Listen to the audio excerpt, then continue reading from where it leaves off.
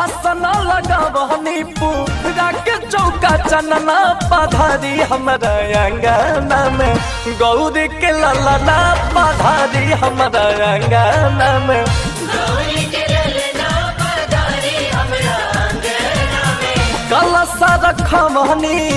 कलसा रखमनी पूरा के चौका चनना पधारी हमारा अंगना में गौरी के ललना पधारी हमारा अंगना में